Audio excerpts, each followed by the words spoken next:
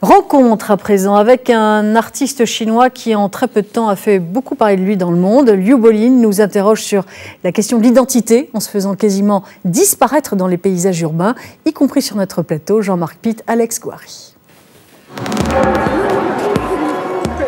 Liu Bolin, né il y a 39 ans en Chine sous le signe du caméléon.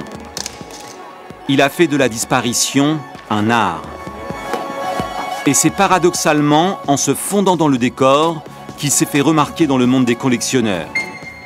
Exemple de réaction.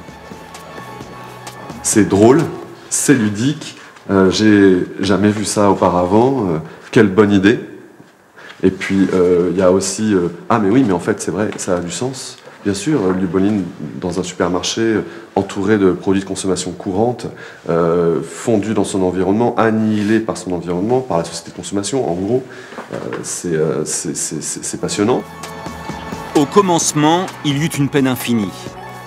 L'atelier de ce sculpteur chinois ayant été détruit pour des intérêts immobiliers, il eut envie de disparaître dans les ruines. Cette pulsion morbide est devenue un concept. Son environnement pékinois s'est transformé en source d'inspiration. Et quel que soit le sujet qu'il entreprenne, disparaître, c'est protester. Son succès fulgurant et international lui permet de sillonner le monde. Mais parce qu'il veut continuer à vivre et à créer en Chine, la contestation se veut subtile. D'après moi, un artiste se doit d'exprimer une opinion à travers son œuvre, surtout quand il s'agit d'art moderne. Mais cette opinion n'est pas systématiquement négative. Il faut aussi savoir édifier. Lors de son dernier passage à Paris, nous avons accueilli Liu Bolin sur notre plateau. Il y a réalisé une de ses performances, prouesse artistique, technique et physique.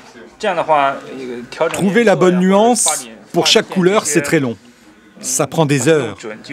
L'une des difficultés, c'est de rester debout durant tout ce temps. Transformé en mannequin, Liu Bolin délègue la tâche de le peindre à ses assistants.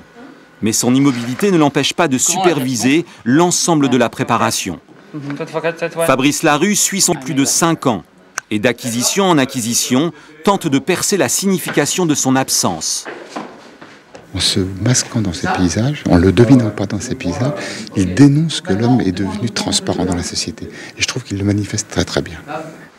Aux côtés de Carole Gessler, le fantôme Liu Bolin a figé l'actualité éphémère dans une sorte d'éternité. Puis il est revenu dans le monde des vivants.